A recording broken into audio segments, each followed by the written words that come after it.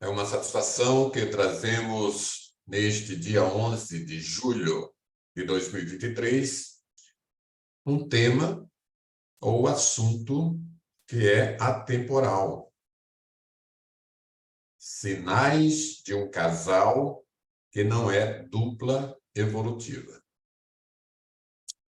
Vamos lembrar aqui o que é uma dupla evolutiva. É a união de duas consciências em evolução, não apenas uma união de dois corpos. E quando ela é exitosa, é sempre a união de dois duplistas a partir dos seus megatrafores, ou mega-traços força da consciência, ou mega-atributos conscienciais. Isso já foi tratado em nossos estudos já várias vezes.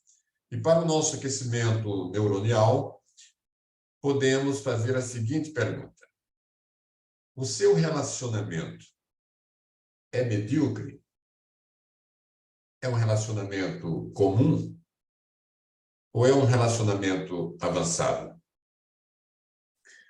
Para se ter um referencial sobre o que vamos estudar hoje, relacionado à dupla evolutiva, ela é fruto de concessões recíprocas. Sempre faremos a abordagem pelo paradigma consciencial, acessível a todos. Esta nossa pesquisa tem base em artigos publicados por Alexandre Pereira, pesquisador, voluntário e professor do Instituto Internacional de Projeciologia e Conscienciologia. Esses artigos estão no site Consciência Lúcida. Portanto, sejam bem-vindos.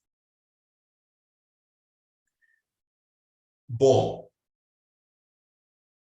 do vírus ao cosmos, em uma convivência interdimensional, o mais inteligente é você valorizar a consciência que esteja ao seu lado. Daí a importância de se formar uma dupla evolutiva. Lembremos que a nossa origem é extrafísica.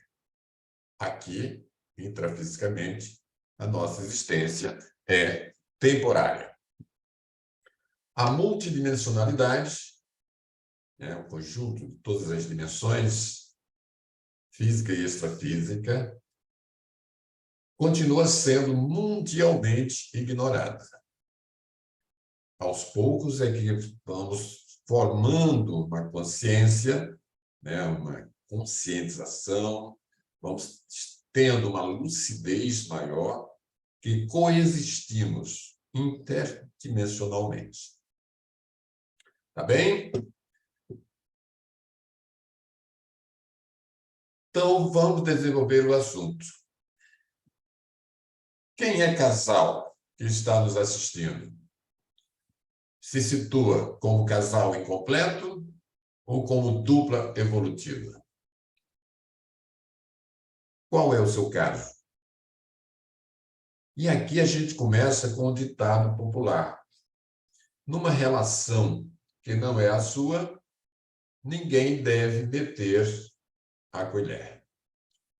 Portanto, essa pesquisa não pretende dizer o que você deve ou não fazer em matéria de relacionamento e nem tampouco julgar as atitudes alheias. Use sua autocrítica, sua criticidade, como também o seu bom senso para averiguar o que pode ser melhorado em sua relação, se for, evidentemente, de sua vontade. Outro ponto fundamental é não tomar nenhuma atitude impulsiva caso essa abordagem mexa com você.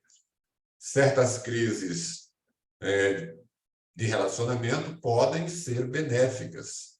E o objetivo aqui não é que você termine sua relação e muito menos que use esse conteúdo, né, essa abordagem, esse assunto como justificativa para rompimentos. Entenda que duplas evolutivas não brotam automaticamente e toda relação é construída aos poucos e, logicamente, com dedicação. Então, veja, né, cada um de vocês, o que pode melhorar antes de tomar atitudes mais radicais. Mas qual seria a definição de dupla evolutiva? Além da que eu já coloquei em resumo logo no início. É a reunião de duas consciências afins, maduras e lúcidas que interagem positivamente, objetivando a potencialização planificada de suas performances, né, performances evolutivas, através do convívio produtivo, integral, né, multímodo e constante. E aqui a gente pode dizer que, entre outras colocações, é que ela, dupla evolutiva, é uma possibilidade real. E é também viável, muito viável mesmo nos relacionamentos conjugais. E não uma mera utopia, como alguns ainda pensam. É uma questão de se tornar esclarecido para otimizar o seu relacionamento, a sua dupla, em relação ao casal formado até então. Ok?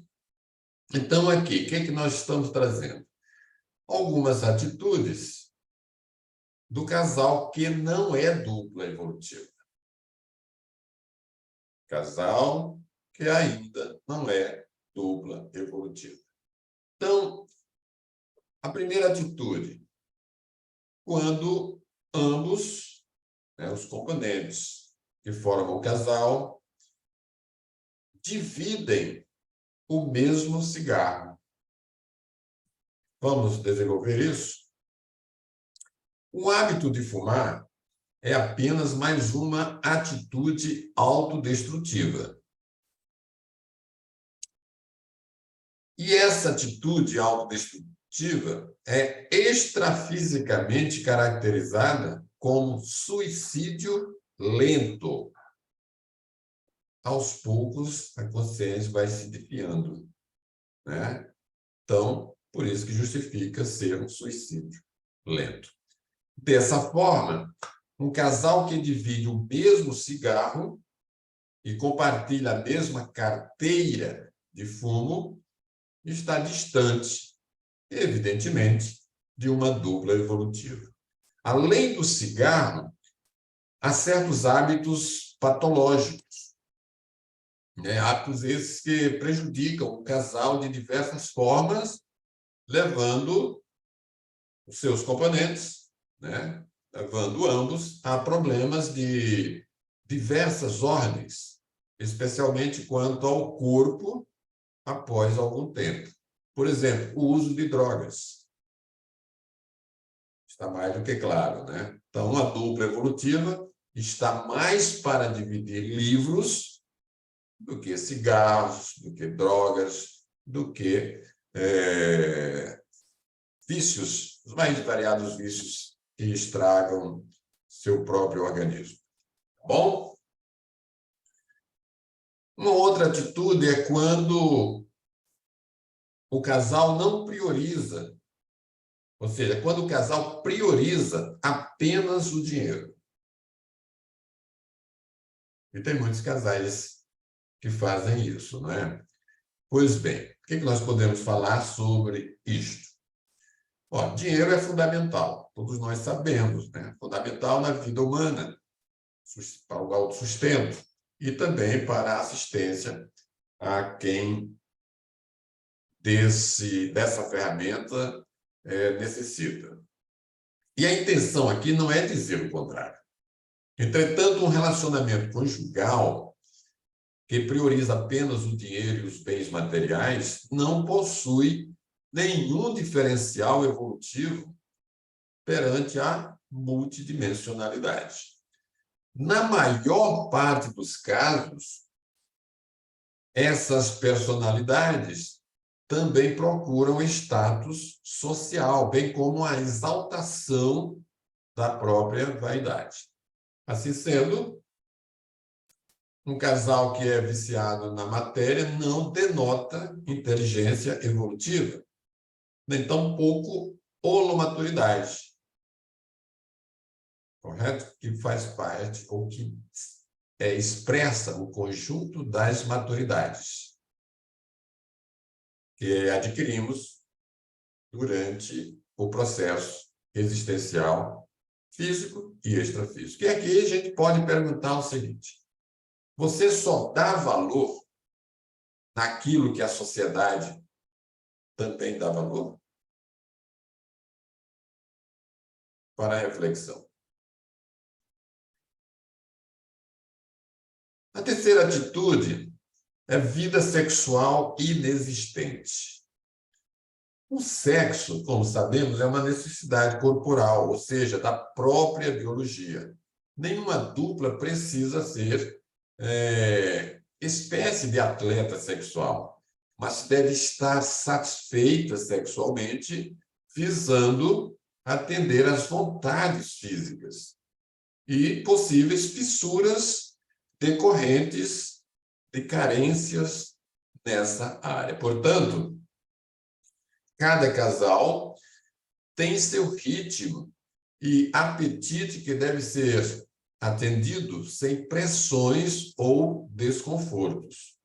Os problemas ocorrem quando o sexo não acontece e os pensamentos de natureza sexual invadem a rotina diária. Para vocês terem uma ideia, a carência sexual é redutora da lucidez. Quando você está carente, você fica suscetível aos sedutores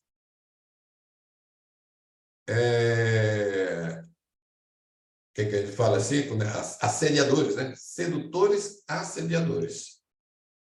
Você não está com lucidez para saber quais as intenções dos sedutores. Então, eles pintam e bordam praticamente com a sua vítima. Vamos colocar dessa forma. Pensemos nisso. Uma outra atitude é quando existe algum nível de vampirismo. Tá bom? Uma dupla evolutiva é uma relação que promove um somatório e ambos se acrescentam. Aqui a gente pode dizer o seguinte, que é quando um dos parceiros é uma espécie de vampiro. Essa condição não é mais possível. Tá? Mas não entenda esse vampirismo apenas do ponto de vista energético, pois pode ser um parasita também quanto ao dinheiro, né? Com relação ao seu lado emocional, nos aspectos sociais e assim por diante. Tem várias formas de sugar o outro ou de vampirizar o companheiro ou a companheira. Em alguns casos, dependendo de uma série de fatores, obviamente, pode impedir o outro de contatos com amigos e familiares, né? Dentro daquele exclusivismo patológico, doentio, né? Ciumento, não deixar que seu companheiro ou companheira tenha contato, né, com aquelas pessoas que mais gostam, inclusive as familiares. Então, há vampiros existenciais, sim. Não dá para a gente desconhecer esse processo. Quando ignoram a assistencialidade, quer dizer, o casal, quando ignora a assistencialidade, a assistência a quem da assistência precisa, não está formando, ou não está tendo, não está sendo uma dupla evolutiva. Então, a questão básica de uma dupla evolutiva é a união que favorece muitas pessoas por meio da assistencialidade. Quando um casal, uma família ignora totalmente o processo assistencial e só se importa com eles mesmos ou com poucas pessoas no currículo social, evidencia que ainda não se trata dessa condição amadurecida. O egocentrismo a dois acaba interrompendo a interação com seres extrafísicos evoluídos, que desejam o bem para o planeta como um todo. Quem ignora a mega-fraternidade está fora do fluxo universal. Não tem espaço mais para quem ainda é ignorante com relação à assistência policármica. A sexta atitude é quando o casal faz swing, tá? Ou os componentes que formam o casal, né, fazem swing. Uma dupla evolutiva prima pela intimidade sem intrusões tanto intrafísicas como intrusões extrafísicas. Então, o acréscimo de uma ou mais pessoas nas atividades sexuais do casal tende a causar inúmeros transtornos com o passar do tempo.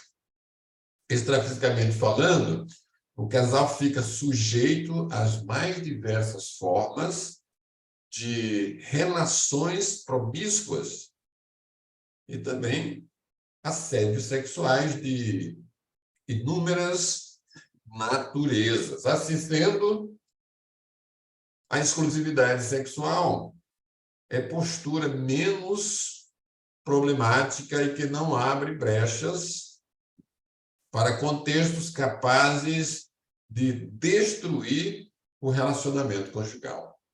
Aí aqui a gente pode fazer uma pergunta. Será que existe casal que pratica o swing e que faz bodas de ouro? Conhece alguém? Pois é. A sétima atitude é quando o casal ignora o parapsiquismo. Nós sabemos que o parapsiquismo é um tema relevante, que não deve ser ignorado. Todos nós temos variadas proporções ou percentuais parapsiquismo. Tá? É claro que a dupla evolutiva não precisa ser o suprassumo do parapsiquismo, e muito menos dominar diversos e mais variados fenômenos. No entanto, ter certa atenção aos processos multidimensionais permite uma vida mais centrada e com menos eventos assediadores, fora outras questões que já conhecemos. Então, nesse processo, o domínio das energias pode ser colocado como peça essencial em múltiplos aspectos. A oitava atitude, quando o casal tem amantes, ou quando um dos componentes tem amante, tá? Então, a presença de amantes numa relação só evidencia parte do fracasso conjugal. Toda intrusão indevida só piora todos os aspectos de um relacionamento que deve possuir, no mínimo, o quê? Respeito, dignidade e confiança mútua, só para ficar nesses fatores. Então, essa conduta de traição está na raiz de muitos rompimentos futuros, onde uma das partes não tem coragem suficiente de causar rompimentos quando possui interesses em outras pessoas e aventuras. Portanto, enganar o companheiro é sinal de autotraição. E aqui a gente está trazendo: a sociabilidade não deve atravancar a evolutividade. Mas vamos voltar aqui ao item 9 e citar a atitude do casal e quando há competição entre os componentes, tá? Pois bem, a essência da dupla evolutiva é que ambos se ajudem de modo que sua afetividade resulte em ações em favor dos outros. Quando o casal compete entre si, ambas consciências acabam perdendo. Então, vem o quê? Questões salariais, questões físicas, prestígios sociais, né? Sexuais, entre outros, podem transformar o afeto em mera rivalidade sem razão. Enquanto o casal disputa entre si, acaba esquecendo-se da assistência real e ignoram totalmente suas próprias programações existenciais, porque nós sabemos que cada um de nós traz uma programação existencial, uma tarefa, uma missão planificada para ser executada na existência intrafísica. Então, quem não se preocupa em cumprir sua programação existencial está fadado a ter melancolia intrafísica enquanto aqui estiver, não gosta de nada, está insatisfeito com tudo, há um vazio em si, e depois que passar para a dimensão extrafísica, ter a melancolia extrafísica, que é uma depressão em último grau que acontece para a consciência. Então, um relacionamento saudável é aquele que ambos se ajudam de maneira recíproca, a todo instante, a todo momento. Ok? A outra atitude é quando o casal prefere festas ao invés de conhecimento, ou um componente do casal. Ok? Então, eventos sociais, todos nós sabemos, são bons e são importantes para uma vida equilibrada. No entanto, a problemática é quando há somente o interesse por atividades de lazer e o total declínio do investimento em conhecimentos importantes que fariam a diferença. Cursos, estágios, assistir palestras, comprar livros, participar de simpósios, de congressos, por aí. Quando se prioriza o hedonismo, é sabido que tudo relevante perante a evolução acaba sendo esquecido ou desmerecido. Todo casal merece ter seus momentos sociais, desde que isso não inviabilize, né? Questões mais sérias, que são as questões evolutivas próprias para a execução de sua programação existencial. Ok?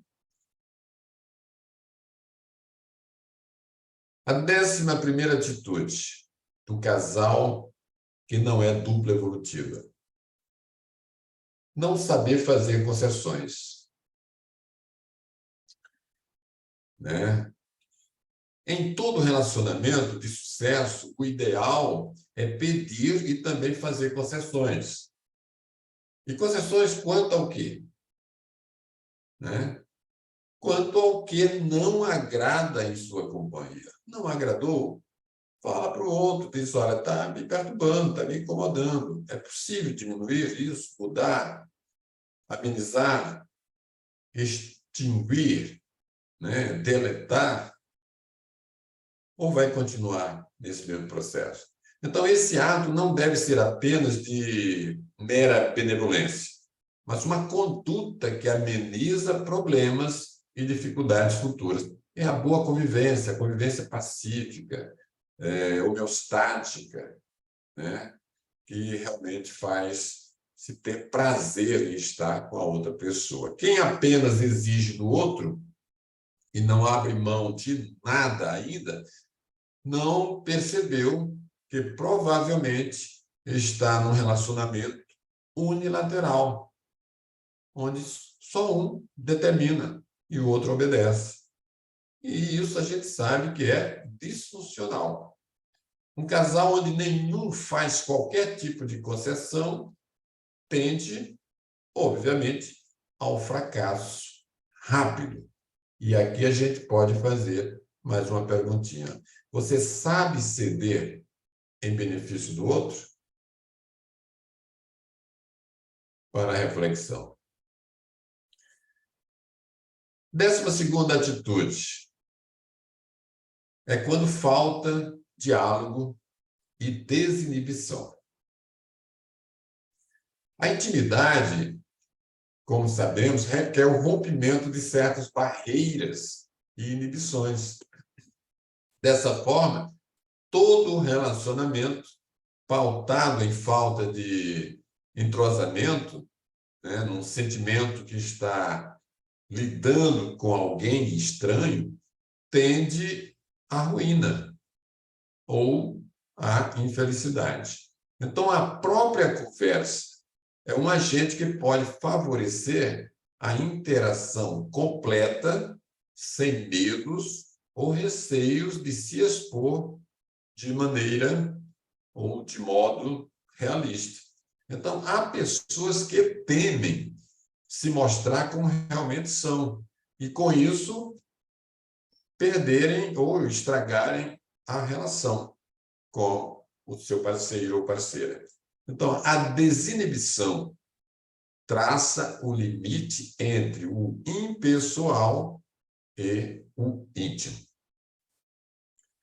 A 13ª atitude é quando inexiste, né, um percentual de 51% de afinidade. Tá?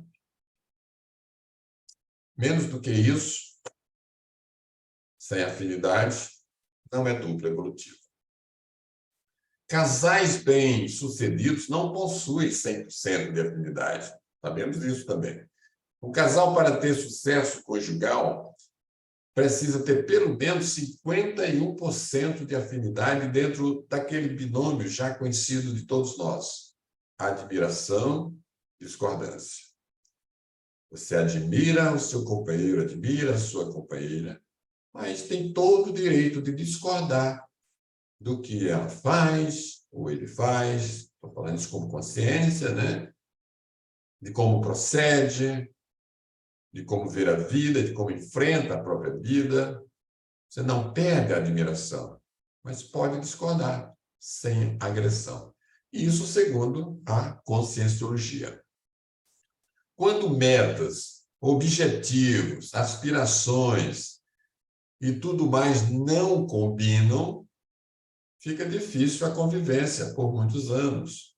Aliás, o ser mais maduro escolhe pessoas com princípios e valores semelhantes, ao invés de similaridades apenas, né, relacionadas à condição social ou à crença religiosa. E aqui a gente pode fazer mais uma perguntinha para reflexão. Seu nível de afinidade é satisfatório? Na dupla? No casal? Dá para avaliar isso aqui.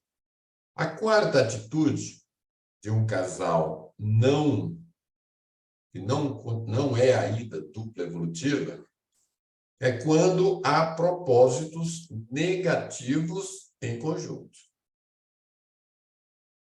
O problema do relacionamento doentio, né, patológico,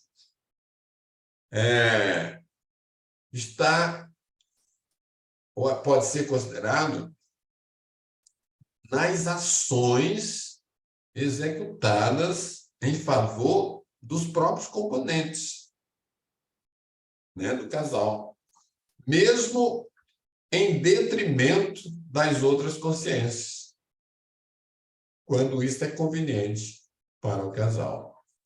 Tá? Então, é um casal que pensa só em si e puxa o tapete dos outros e acabou. Isso é um relacionamento doentio. Um, inclusive, fortalecendo o outro, dando força para o outro ou sendo cúmplice do outro. Então, dessa forma, ambos formam um casal de cumplicidade amoral, capaz de puxar, como disse, o tapete dos outros, cometer pequenos delitos e por aí afora. Tudo para quê?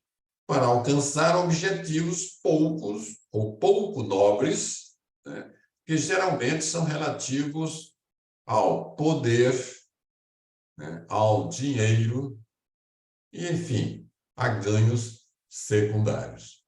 Toda atividade que cause danos alheios, afundado, né, em propósitos negativos, trará efeitos prejudiciais inevitáveis a seus realizadores. Então, veja bem, toda anticosmoética é autossabotagem. Não adianta, é autoenganação total. Camufla. E quem perde é quem pratica. A 15ª atitude do casal que ainda não é dupla evolutiva é quando pratica o aborto. Ok? Um relacionamento saudável dispensa práticas abusivas, como o aborto, né, causado por uma gravidez indesejada. Salvo raros atenuantes. O aborto acaba sendo uma interrupção agressiva no processo de renascimento, com efeitos imprevisíveis do ponto de vista extrafísico para as consciências envolvidas, todas elas. É lamentável que existam casais em pleno século XXI, terceiro milênio, que se previnem muito mal e adotam o aborto como método usual. O valor do renascimento nunca deve ser menosprezado. Okay? A fila no extrafísico para o renascimento no planeta Terra pelo que sabemos, é de 5 para 1. Tá? Já foi muito mais do que isso. Já foi 9, foi 10, mas com essa reurbanização extrafísica, como também intrafísica, a população extrafísica foi transmigrada. Tá? E veio muita gente para cá, muitas consciências renasceram. Então, por isso que o planeta Terra tem mais de 8 bilhões de consciências ressomadas. Então, diminuiu lá, aumentou aqui, e a outra parte foi transmigrada e está sendo transmigrada para outros planetas.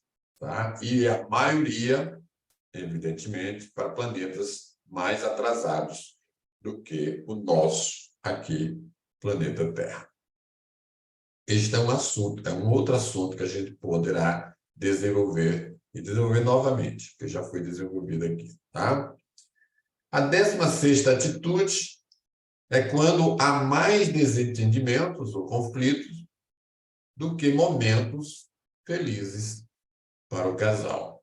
Então, está comum nas relações conjugais, especialmente nessa era moderna, os desentendimentos e as famosas discussões de relação.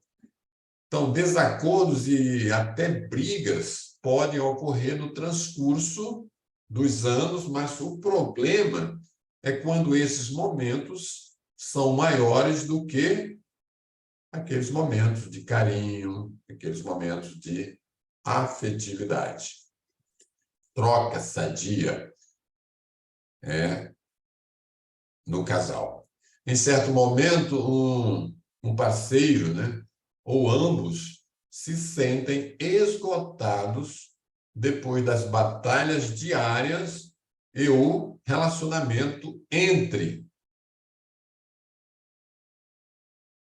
Assim, o que acontece, na realidade, viu aqui imaginação, a tela mental incrível, parece uma espiral, tá? Crescente de estresse.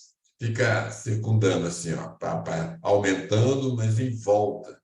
Surgiu aqui imediatamente uma tela mental mostrando na prática como realmente isso acontece. Então, aqui a gente pode até fazer mais outra perguntinha para reflexão. Quais momentos predominam em seu relacionamento? Dá para fazer uma planilha sobre isso, um balanço, tá? E a 17ª atitude, antes das considerações finais, é quando não é feita a tarefa do esclarecimento, né, ao parceiro. Ou seja, o esclarecimento deve ser mútuo. Né? O que um sente, o que o outro sente, o que um gosta, o que o outro gosta, o que não gosta, né? O que pretende. Conversar e esclarecer aquilo que o outro duplista, o companheiro, a companheira, não está compreendendo, não está vendo, está enxergando, não está tendo lucidez suficiente para discernir se é viável ou não continuar com aquele procedimento. É preciso haver o esclarecimento, sim, e a isso nós damos o nome de TARES, Tarefa do Esclarecimento, que é uma tarefa muito mais avançada, né, de um alcance maior do que a tarefa da consolação. Como a gente já falou aqui, a diferença, em linhas gerais, que é na tarefa da consolação você dá o peixe a quem tem fome. Quando você usa a tarefa do esclarecimento, você explica para o necessitado do peixe como pescar. Né? Então, esse aprendizagem fica eternamente e o peixe dado acaba logo em seguida. Então, um casal maduro é aquele que conversa de modo aberto e tranquilamente, mas sobre todos os assuntos pertinentes. O amor e o afeto não podem ser desculpas para evitar o apontamento de esclarecimentos pertinentes. Ou seja, eu não vou falar isso, quer dizer, eu não estou gostando disso, mas não vou falar para não magoar. Ou não sei se ele vai ficar ou ela vai ficar chateada com isso. Tá? Não, é para falar. O problema está no outro. E o outro é que tem que resolver, né, por meio da intraconsciencialidade, se deve ou não mudar. Mas você tem que expor o que é que está incomodando. Okay? E esclarecer por que aquilo está incomodando. Entende? Dá para mudar ou não, o problema está em si. Então, os dois discutem e, pelo esclarecimento, evidentemente, a causa é descoberta. Naturalmente, fazer tarefa do esclarecimento não significa pisar no outro, né? E nem mesmo fazer com que se sinta mal sobre suas ações. A forma de conduzir o processo. a diplomacia, né, o respeito, a consideração, né, e o tempo que se deve dar ao outro para a mudança que se faz necessária. Então, casais comuns não falam abertamente, né, com o outro. É um lá, outro aqui, é só determinando, né, mesmo percebendo erros e vendo complicações se avolumando. Então, o ideal é falar tudo o que é necessário sem perder o respeito e o bom tom. E, de preferência, usar o bom humor, né? De uma forma expansiva, cordial, né? Fica mais leve. O outro vai receber aquilo não como algo impactante, né? Mas como algo que está vindo para somar, para melhorar o convívio do casal. Ok? Vamos para as considerações finais.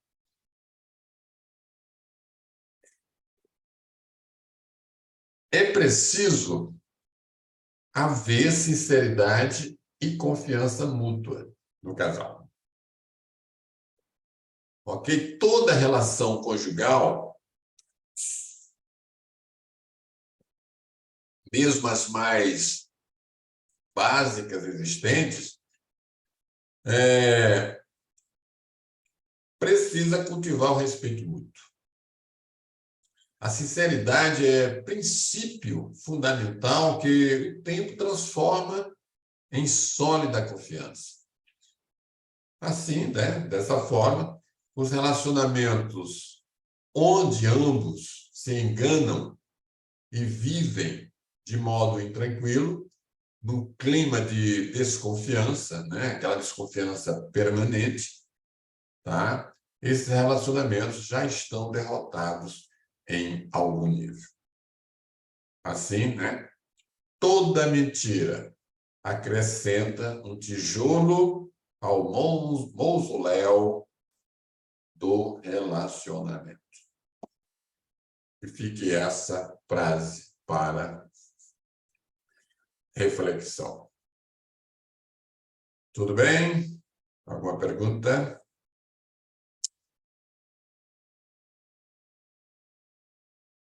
Ok.